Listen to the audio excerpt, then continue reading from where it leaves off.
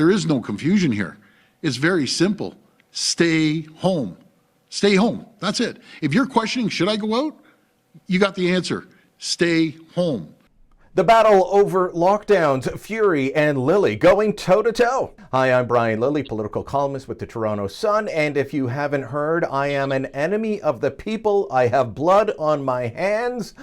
I am a traitor, but that's okay because I've got somebody with me now who is a patriot to my traitor. He is a hero to my sellout.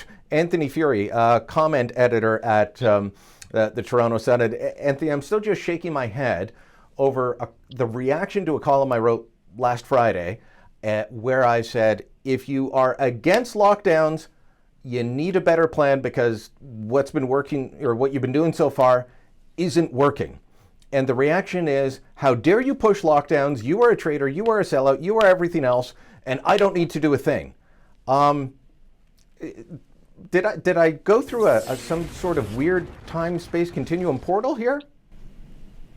I don't know. Maybe you did, because the good news, Brian, is I actually have that plan, and I have the better path forward. So I'm going to break it down for you and keep okay. up Well, we'll get into what ideas in a minute, but So I had a few different reactions. One was, no, we don't need a plan. We just need to open the economy now. Open everything up. Is that a realistic proposal for anybody out there to just say, no, open everything up now, we don't need to change a thing? Okay, hold on a second, though. Point to the person who's actually saying that. Maybe Randy Hillier.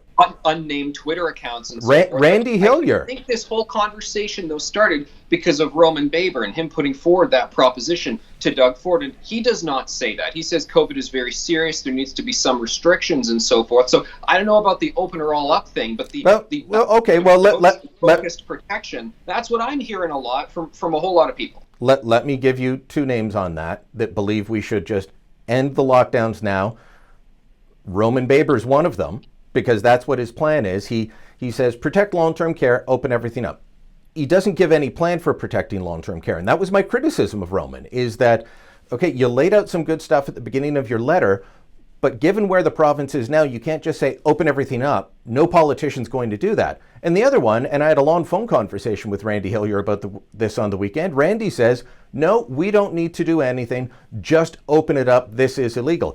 And my response to everyone who says that is, how is that working out for you? We're in a lockdown. The people in power believe in a lockdown. The doctors advising them believe in the lockdown, and the public accepts a lockdown. So you've got to change somebody's minds. I'm not arguing for lockdowns. I'm saying you've got to face reality and develop something that you can change public policy. This is how public policy is changed. Here's the reality, though. So let's face some of that reality. If polls show that a majority of people, for instance, are in support of lockdowns, well, I think then the role of the media and the politicians and the public health officials are to disabuse them of those notions and explain to them why we don't, in fact, need all of these overreaching restrictions on our lives. But the politicians and the politicians and the public health officials in charge right now believe in the lockdown. So we've got to do it. No, they don't. The public health officials and the politicians in charge in Ontario? If you go back and look at everything that has been said, and I know you were one of the few people who listens to the entirety of the press conferences, not just Doug Ford talking about how he's a gorilla and he falls off his chair all the time and all those headline-grabbing things that he likes to say. I will lock down quicker than you can blink your eyes. You know that what they have maintained is what Dr. Tam has said since her first report on this back in March, all the modeling reports she put back in April, where she said, all that we need, the tightest restrictions that we will need. This is Theresa Tam. When she was projecting we would have more cases than we have now and a higher death rate than we have right now, she said we would need reduced capacity at facilities, we would need distancing, we would need enhanced hand washing, and then later she added the masks to all of that. And the reason why they are just saying you've got to shut down the dog parks and the ski hills is because they don't actually trust people to go and stay 6 feet apart when they are in the stores. You know, not a single public health official actually believes that people stand a good chance of getting coronavirus when they're just popping into the grocery store for 10 minutes and leaving. They've just developed this idea in their head that people can't be trusted to stay 6 feet apart. So let's break down the nuance of this. No public health official actually really thinks we so much need these new restrictions we have. They're just trying to send these signals and messages about, okay, let's make sure everyone stays home because we don't trust the public to follow the previous ones that we actually do genuinely believe are necessary. That is the position that even the COVID zero doctors hold. The idea that we're going to just move to opening things up, which is what Roman Baber said, which is what Randy Hillier said, 2 elected MPPs with zero power, when the opposition parties say harder lockdowns, faster lockdowns, longer lockdowns, when we have doctors on TV every day scaring the crap out of the public, my simple message is you need to do a better job of selling your side of the argument. And that hasn't happened. So you've got to do better than saying, read the Great Barrington Declaration. Okay, I've written about it. Obviously, the public doesn't buy in. Don't just say, be like Florida and Sweden when they have 3 times the death rates of Ontario. Sure, they might be in good position compared to their neighbor or bloody New York State, which is a disaster, but you're asking people in Ontario to move to, follow somewhere that is 3 times the death rate. That's a hard sell. So the people against lockdowns have to do a better job. Well, that just shows the added urgency of why that sell needs to be made that much more articulately and aggressively, because Florida is actually doing pretty great, all things considered. Out of 50 odd states, they are in the middle of the pack, as you know, for per capita cases, and they have far fewer of all those societal harms and mental illness and all those challenges. A new report out today that Kids Help Phone calls in Ontario have, I think, quadrupled since previous years during the pandemic right now. I mean, not enough is being done to discuss the harms of the lockdown. One of the reasons, Brian, why I think public opinion polls show that people are so supportive of lockdowns is that the media just has not done a good job of fully unpacking this. You have, and I have, although now I'm an enemy of the people. But we both have, and the Sun has presented all kinds of views on this. Most of the other media reporting has been, here's the new case numbers today. When will we lock down harder? That has been horrible journalism throughout, and I'll grant you that. And by the way, I was the first person to get the coroner, Dr. Dirk Heyer, to talk about the increase in opioid deaths. There has not been, according to government stats, a big surge in suicides like we have been discussing, but opioid overdoses up as much as 40%. There are mental health issues. All of these things have to be discussed, and they have to be presented in a way that will move the dial.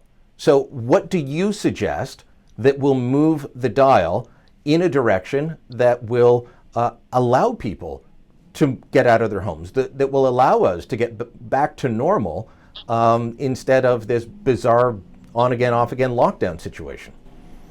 Well, my own convictions are enough for me, and I'm not going to develop any form of Stockholm syndrome by really caving an inch on all this. So I'm going to keep doing what I do. And I also get emails, and I know you get them too, from people who are only sort of just discovering the writing we're doing, where we're showcasing ICU docs who treat COVID patients, infectious diseases specialists who are articulating why a more balanced approach is necessary. And it takes a while. But Anthony, concrete ideas. Concrete ideas. What do you recommend to move the needle? Your convictions are your convictions. You've got to convince the people who are making the decisions, or you've got to convince enough of the public that then the people in charge say, there goes my people, I better get in front of them if I'm going to lead. I mean, this is how politics works. Yeah, and we look at all the different studies out there, but whoa, hold on a second, though. I'm a little tired of this politics thing. Well, the polls show people want this, therefore, well, we have to just pretty much enable them. I mean, true leaders, they don't follow the polls. True leaders lead the polls. So I'm a little dismayed about why Doug Ford is doing things that it seems like perhaps he doesn't even particularly believe in himself. What I said was you've got to convince the public, or you've got to convince the people in charge. And the anti-lockdown side has done neither. And too many people on the anti-lockdown side say, I shouldn't have to do a thing. It's my right. How is that working out for you? You're in a lockdown. Come up with a better message to sell. And when I asked you for a better message to sell, you said your convictions. Yes, because the platform, the position that I put forward, I know from all the experts I speak to, I know from the data is the correct one. So the thing is to keep on going. The thing is not to develop some Stockholm syndrome where I go, okay, fine, I guess you can close the ski hills. That makes sense. When the restrictions that were introduced 6 weeks ago, 8 weeks ago, about shutting down small retailers, denying the very modest request from the Canadian Federation of Independent Business to have no more than 3 customers inside a store at a time, that was the right idea when they put forward it. It remains the right idea right now. They're still just basic rudimentary facts. The Canadian public don't really understand about coronavirus right now. And I'm responsible for my work. I'm not responsible for the failures on the part of CBC reporters. So I'm just going to keep doing what I do, and hopefully more readers will gravitate towards the stories we're telling. And actually the numbers and the analytics suggest that they are. So it's a tough slog. But I'm committed to the tough slog. I haven't seen a single poll that shows that that the public is moving an inch on this. And when Doug Ford's popularity dropped, you know why? Because he wouldn't close schools while the fear doctors were saying you've got to close them now. Look, you mentioned the CFIB report. That's a good idea. Changing the way that we deal with some hospitals, and I know you've been talking with doctors about that. People need to take these ideas, decrease capacity for retail in order to keep them open, changing how we deal with hospital emergency rooms, issues around keeping office buildings safe as people return to those. All of these things need to be put together, and someone needs to say, here's the idea. Because I'll tell you what, the other side shows up with charts, graphs, ideas, and they sell it on TV. That's the difference here. That is the difference, and that's why they're winning, and the anti-lockdown side is losing, because you've just got a bunch of people saying one thing here and one thing there. There's no coherent plan, and the public can't understand how that will work when you've got a doctor saying, here's everything you need to know. And they feel calm, they feel good.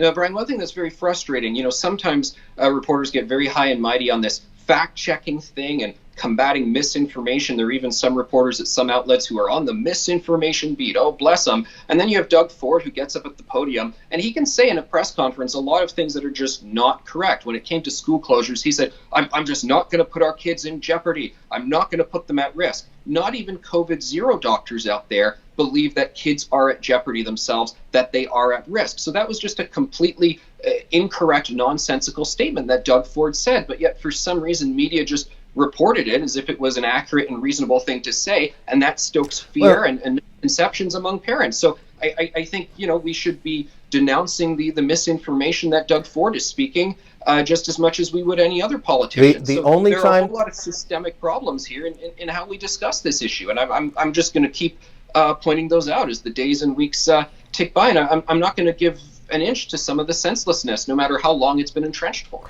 The only way that Doug Ford will be fact-checked is if he suggests opening up in any way, shape, or form. That's the only way it'll happen, because the majority of the media are full in on lockdowns, want them, trust them, and believe in them.